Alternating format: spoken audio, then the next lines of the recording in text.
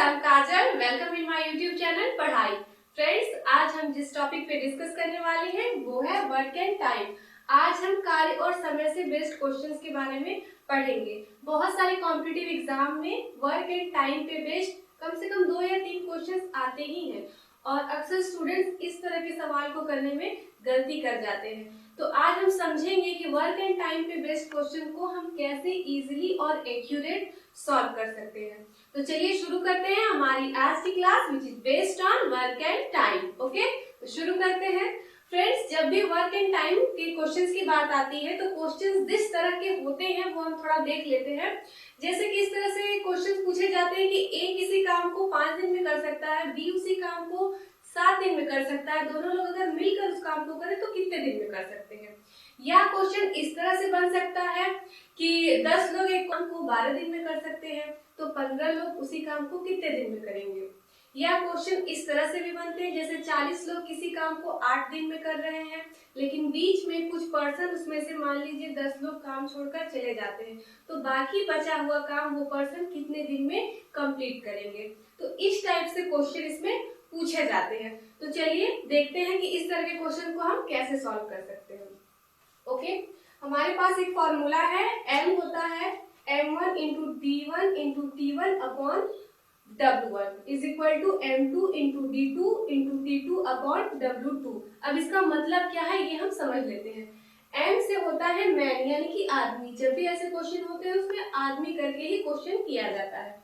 d होता है day, day भी होता है और आवर में भी क्वेश्चन पूछे जाते हैं। t से टाइम, टाइम हमारा आवर में हो जाता है। W हमारा वर्क यानी एक काम हो रहा है, 2 काम हो रहा है, इस तरह से।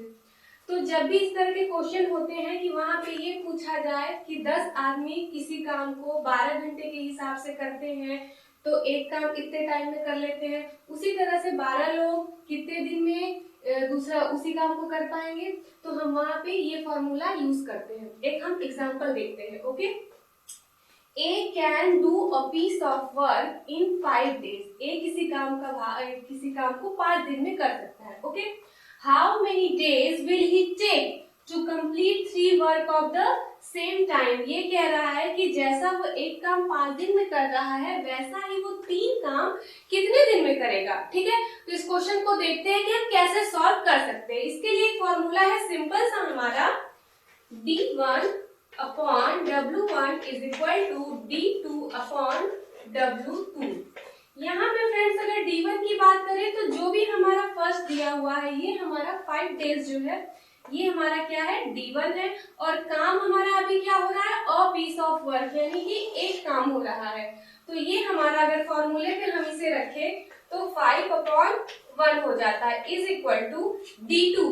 अब हमें यहाँ पर D2 ही क्वेश्चन में पूछा जा रहा है, हाउ मेनी डेज। इसका मतलब हमसे पूछ क्या रहे हैं, वो D2 ही पूछ रहे हैं। तो ये तो हमारे पास है ही नहीं इसलिए हम इसे ऐसे ही लिख देंगे W2। अब काम की बात हो रही है, यहाँ पे एक काम था इसलिए हमने एक काम यहाँ लिखा था, लेकिन जो W2 है दूसरा वाला काम उसमें हमें 3 वर्क की बात कर रहा है यानी कि काम हमारा यहाँ पे क्या है, 3 है। ओके, अब इसे सॉल्व कर लेते हैं क्रॉस मल्टीप्लीकेशन से। अब D2 इज इक्वल टू हमारा हो जाएगा 15 यानी कि 15 कहाँ से आया है, 5 इंटू 3 क्रॉस मल्टीप्लीकेशन से हमें आया है। तो ये हमारा हो गया 15 डेज। जो हमसे क्वेश्चन पूछा गया था उसका आंसर है कि ऐसे ही 3 काम करने हो A को तो वो कितने दिन में करेगा, वो 15 डेज में करेगा यानी कि 15 दिन में वो काम कर सकता है। ओके, अब आते हैं हमारे सेकंड क्वेश्चन पे। 40 man can cut 60 trees in 8 hour. 40 आदमी 60 पेड़ को 8 घंटे में काट सकते हैं।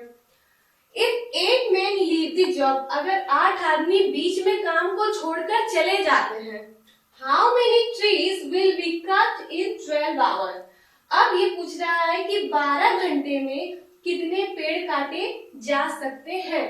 If 8 man leave the job, 8 आदमी काम छोड़कर चले जा रहे हैं। पहले कितने थे, 40 लोग काम कर रहे थे तो 60 पेड़ को वो काट रहे थे 8 घंटे में। एक बात का यहाँ पे ध्यान रखना है कि पर्सन यहाँ से जा रहे हैं लेकिन हमारे पास टाइम भी बढ़ रहा है, ये 12 आवर हो गया है। और एक पर्सन अगर चले जा रहे हैं इसका मतलब पर्सन कितने हो गए, 32 बच गए। तो चलिए इसे सॉल्व करते हैं। इसके लिए हमारा ये फॉर्मूला लगेगा। ओके, तो हम फॉर्मूला लिखते हैं अपना m1 into d1 into t1 upon w1 is equal to m2 into d2 into t2 upon w2।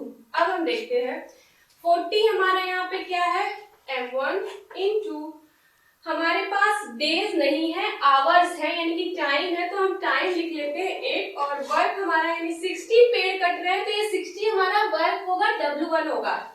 Okay, अब हम आ जाते हैं m2। m2 हमारा क्या होगा, 40 में से 8% काम को छोड़कर चले गए तो 32 बचे, वो हमारा m2 हो गया।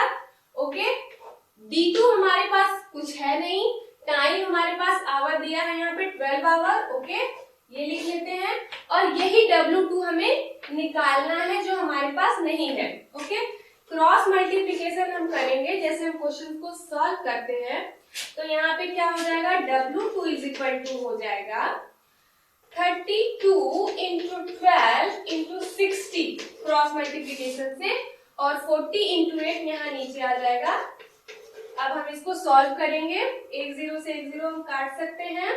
ओके, 4 8 जा 32 होता है, 8 से 8 यहाँ पे खत्म हो जाएगा, यहाँ पे बच गया 12 और 6, 12 इंटू 6 तो क्या हो जाएगा, 12 6 जा 72 यानी कि 72 ट्रीज। ओके,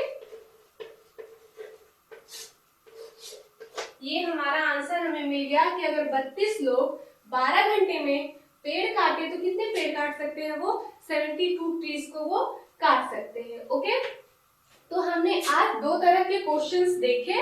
यहाँ पे हमने सिंपल दिन और वर्क से बात की थी, ऐसे क्वेश्चन को देखा था। यहाँ पे हमने देखा आवर में और मैन में w1 के साथ, कार्य के साथ हमने क्वेश्चन को देखा। तो दो तरह के हमने क्वेश्चन देखे हैं।